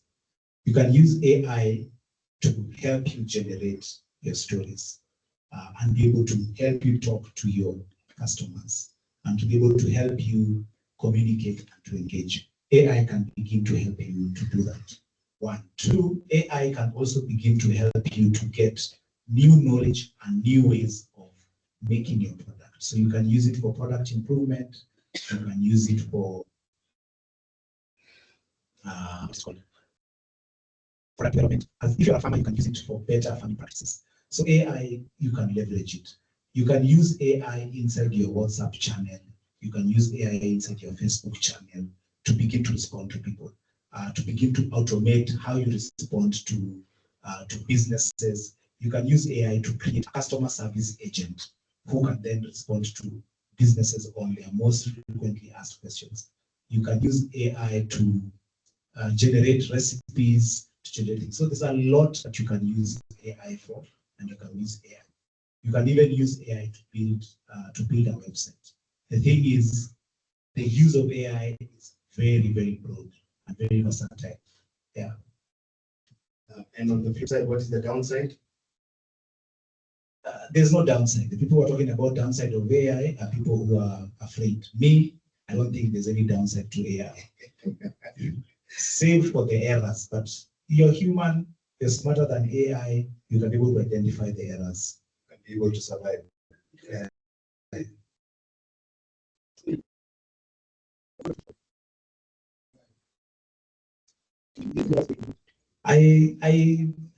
I think there are, what is it called? My fundamental belief is ethics is overrated in the sense of, so when it comes to ethical use, you're talking about infringement of copyright. Yeah. But it's not AI that is infringing on copyright. It is you as a person that is using AI to infringe on someone's copyright. You get? So if you yourself are ethical, when you go, in my view, to use AI, you will use it while respecting somebody else's IP. But if you're not ethical, then you will take AI and use it for the wrong tool. It's like money. Money in itself is not evil. It is you and how you use money that can produce evil. Because for me, that's my view. My view is not, it doesn't, it's ethic. AI is AI. It's how you use it that will drive whether it's ethical or unethical. Fantastic. I think what you're trying to say, Chris, is that AI is just a tool, just like any other. It's just like a djembe. You can pick a djembe today and decide that you're going to farm. You can pick it and decide that you're going to attack your neighbor. It's up to you to choose. We also have someone else here who's asking on a more positive about the government. How can the government support me in looking to export and looking to export? Okay, so one is the government has created platforms, like for example, you can go to the Export Promotion Council and they can be able to show you which countries you can export to. The government has diplomatic offices, so you can find our embassies across different countries. And in those embassies, the attaches, they're called commercial attaches, can be able to connect you with potential buyers or potential people you can do businesses and do business with to export. If you go to our youth fund, Wezo fund, women fund, again, you can be able to get funds that can be able to help you produce so that you can be able to export. And the government has also given tax incentives for people who want to get into export. You can go and situate yourself into a special economic zone or into an export processing zone where you will get what is called tax breaks for setting up there, and it makes yourself, you make yourself competitive in exporting. Because in an SEZ, you pay lower tax rates, you also pay electricity tariffs are lower, in terms of energy tariffs are lower. So that water tariffs are also lower. The cost of land is also lower. And so because of that, you're able to enjoy a lower cost of production, and you should be able to succeed in exporting. Fantastic. We also have someone asking about middlemen. Now, I do know within the business space, middlemen have always been sort of a touchy subject. If you ask someone, they say middlemen are very necessary to have. What they do, you may not be able to do, but others say they are picking up the profits that the farmer would be able to get on that particular exercise. So we have someone here who's asking, if I'm looking to serve all my clients under one roof, say, for example, sell milk, vegetables, meat, etc. While B2C gives us direct access, B2B seems to offer a wider reach since most clients are used to retail. So fundamentally what they're asking, how would they be clever enough to do this in a way that they can remove the middlemen and ensure that the farmers are not exploited? And it sounds to me that they also want to become the new minimum. No, but middlemen will always be innovative enough to change the process so that they remain relevant in the value chain. Yeah. So these are not easy answers, but the fundamental thing is this: is there a value that you are offering to the person giving you money? So if you go to the market, is there a value that you're offering to the person? So if you go to the farmer and you ask the farmer to give you the product, are you giving them value? The middleman is giving them value. The middleman gives them an advance on their produce, and the middleman pays them cash. So if you come, are you going to give them an advance on their produce? Are you going to pay them cash? Or are you going to tell them, I want to give you an advance on your produce, I want to pay you cash, but I'll pay you double of what you would be earning? You always have to give value in order to get value. Now, once you take the product and where you take it into the B2B market, what are you offering those people? Because for them, they're looking for reliable, scalable, repeatable supply. So if you tell them you will give them 1 ton of tomatoes every month or every week or every day, they want to know that they can bank on it. So will you be able to do that? So again, when you take the product and you turn on the other side, are you able to deliver value? And that's what matters in business. The ability to understand your customer, understand what your customer needs, and be able to deliver value for that customer consistently over a long period of time. Thank you, Chris. So I think with that, we have come to the end of our Q&A section of the webinar. Maybe I'll just give, for anyone who's here, the physical attendees, is there anyone who may not have had, or may have not have added a question in the platform? Maybe we can pick just one question. If there's anyone here in the physical attendees who would like to ask a question before we close the Q&A section. Anyone? Or gentleman here? Thank you so much. My name is Esther. My question is, what is the best time to post your post on maybe on the e-platform? The best time so that you may get more traffic in your product. So Chris, maybe you can take that one. Is there another one? So that Chris can take all of them together as we close. Going once, twice. So Chris, I think that's the only question. So you can get to that and then very good. So that's a very important question. Jesse, if you can go to the slides that had where to find my customers. So different customers are online at different times. And so it's not so much when is the best time for me to post, it is which platform is my customer on at what time, which means you need to go back to who is my customer. Is my customer a man? Is my customer a woman? Is my customer a child? Is my customer a teenager? Is my customer employed? Are they in business? Where will I find my customer? So when you ask these questions, what do my customers do? Where do they go? Then you want to come back to answer. My customers are often found on platform A, B, C, D, LinkedIn, TikTok, X, Facebook, WhatsApp, and they are found on that platform at this time, listening to this. Therefore, if I'm going to post, this is when I should post, and this is the kind of post I should put there. Otherwise, if you ask, what is the best time to post? Then the answer becomes, nobody knows, because it's all dependent on your customer. If your customers are mothers, for example, what time do they go online? Again, so it has to be have deeper understanding of your customers. Then you will know when to post. Or then you go and pay a lot of money and post when all the customers are online. For example, when the president is giving a speech after a riot, how many people do you think will be watching? Everyone, right? So you can make sure you post during that time so that the president's speech is interrupted.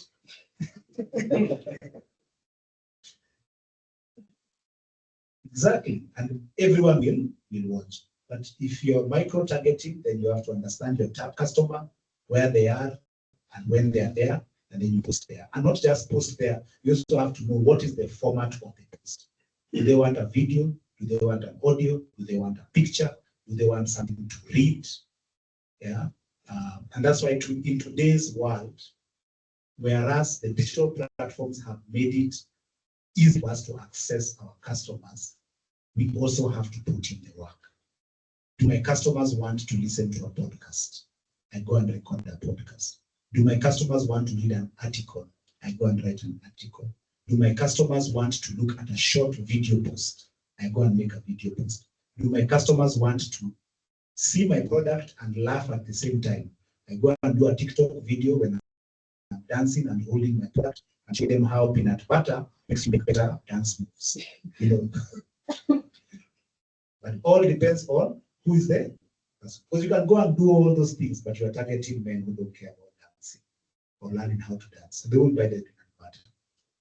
I think that's a good time to say that you should follow the Wild International TikTok page. And you may just get a chance to see Chris there, maybe dancing about our products. I think with that, we have come to the close of our session. Thank you so much, Chris. Let's give Chris a round of applause, please. I think that was a very, very engaging and practical session. We do hope that with everything that Chris has shared, there are actually practical tips and things that you can actually go and apply within your businesses.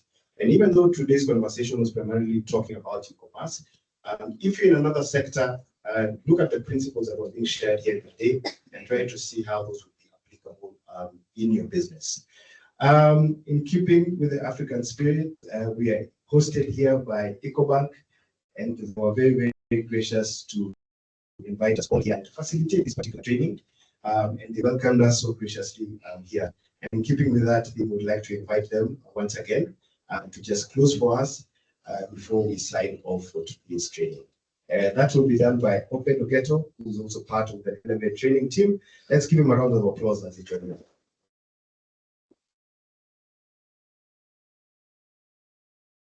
Thank you, Robert. Good afternoon to you. Good afternoon once again. Jackie was speaking of avocado being if it was a fruit to be avocado. I myself declared champion for avocado. I'm actually starting a campaign. You know, avocado, it can actually be eaten with anything. You can eat avocado with avocado. Have my coffee avocado. My only issue is, and especially for weddings, I want to start a campaign to make sure that during weddings, as opposed to giving us a watermelon, you see the way they serve you rice, and the same way they put a watermelon, they should be put avocado. What do you think? Yeah, so good afternoon once again. On behalf of Ecobank, I want to thank all of you for creating time to be here today. For the team that has joined us virtually, and those who are here present physically, we don't take it for granted that you are able to make it and to be part of this conversation. This is the third of the series of the trainings that we've been having, and we'll continue doing more of this because Ecobank and Elevate is specifically passionate about supporting businesses. And when we speak of Elevate for Ecobank, there are two things we do. One, we call it the financial aspect, where we bank you, just like the normal commercial bank would do, ask you to open accounts with us, give you access to, online banking, and then importantly, give you access to credit. Because Elevate, we are aware of the fact that most businesses, especially women-led, lack what we call access to capital. So we have a solution today that will be able to give businesses like yourself access to credit, and we speak of up to 5 million without collateral. The advantage most what Makofi Ecobank. Jack will tell you that men, unlike women, advantaged. It's easier today because where I come from, my dad has actually given me a piece of land. I have a title deed. I can easily walk to a bank today and say that my property is valued at 5 million and I need 2 million. It's an easy conversation. Because the bank, besides lending, the bank is always worried about the ability to collect. Are you able to pay? So without collateral, it becomes a difficult conversation. But Elevate today, we only consider what you call your financial history. So if we meet today, what I'll ask you today is let me see where you've been banking and how you've been doing it. So based on that, I can appraise you and say that I can give you, or you could qualify for this amount of money. Why I like this conversation, and especially interacting with women and business and women-led businesses, is because woman today, the other day I was having a conversation with a customer and I said, based on your banking, I can actually easily give you a loan over 5 million. But they told me 5 million would be a lot. My ask today is 2 million. The same conversation was with Robert, and I tell Robert, I can give you 5 million today. Robert will not even want to, just say, so women are very conscious, especially and disciplined on issues to do with finance. And that's why we are deliberate on supporting businesses like that. So the second bit about Elevate is what we call the financial aspect, where we speak to our customers and ask them, how do you become bankable? Because the challenge most of our customers face, or women face, that they do not understand today. I could be earning 100,000 today, and Jackie earns the same 100,000. How you spend would actually determine how much you'll be able to qualify. So part of what we do is speak to our customers and tell them, how do you become bankable? If you walk today to a bank, what do they look for? So we'll work with you through a journey to make sure that probably in the next 6 months, if today you will not qualify, you'll be able to qualify for a loan. So I would want us to appreciate our trainer today, the CEO for Wild International, and I want us to appreciate him in a way that would touch him to make sure that everybody gets the merchandise. Let's appreciate him.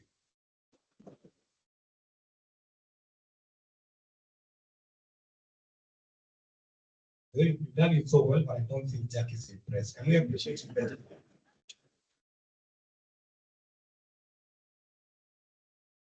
Thank you very much for the training. It has actually been very, very helpful, and I'm sure we've learned something out of it. Did we learn something from it? But then the question is, are we happy to be here? Or we are happy to be here, or so we're happy to be here. Thank you very much. And on behalf of our partners, Wild International, we have Melanin Capital, and as well AGF. Would also want to appreciate them because without them, this would not have been possible. So from my end, on behalf of the bank, I would want to sincerely thank all of us for being here today, and for the team that is here physically. We'll give you a few more minutes for you to ask questions if there are any other questions left. And besides that, we'll also make sure that everybody works with an Elevate branded merchandise. Thank you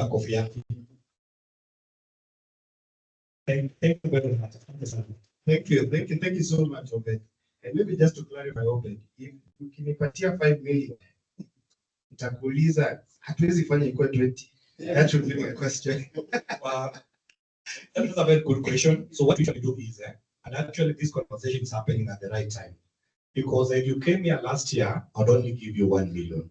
So you realize that actually, and I'm happy because as I speak this, I have one of my customers in the room, and she'll tell you that when we start the journey, we were only able to give her 1 million, but she paid and came back, and we actually gave her more. So my biggest worry today is how do I grow with my customers? Because if today she consumed something higher than what she had last year, we'll get to a point where probably she'll say 5 million is not sufficient. So it's it's work in progress, and what we make sure is that we grow with our customers. But for a start, what you're talking about, the 5 million is actually unsecured. All I need to look at is your statements. Bring me your you've been banking, appraise and I give you 5 million. But however, as a bank, we have other solutions that do not lie within the unsecured bid. Someone will come and say, I have collateral, and we actually have Elevate customers been able to borrow more than 100 million or even more than that if they have a collateral. But we are looking at business that are starting and probably have a challenge accessing credit because we don't have collateral. So we'll be able to grow with that journey. So it's something we're very passionate about doing. Fantastic, fantastic. So if you're here, make sure that you have a conversation with Obed. If you're online, please reach out to Obed. We'll leave the Ecobank email in the chat section. They can drop you a line and maybe have a conversation as to how you can support them to grow their business. Thank you so much, Obed. I think with that, we'll come to an end to our conversation today. I just want to take an opportunity to thank all of you here, for those of you who made time to join us both here physically and online. I do know that an entrepreneur's time is very, very precious. You could have been out there right now making sales. Maybe there were some customers you are told you're going to meet and you said, look, I have something that I'm doing today. So we do appreciate your time.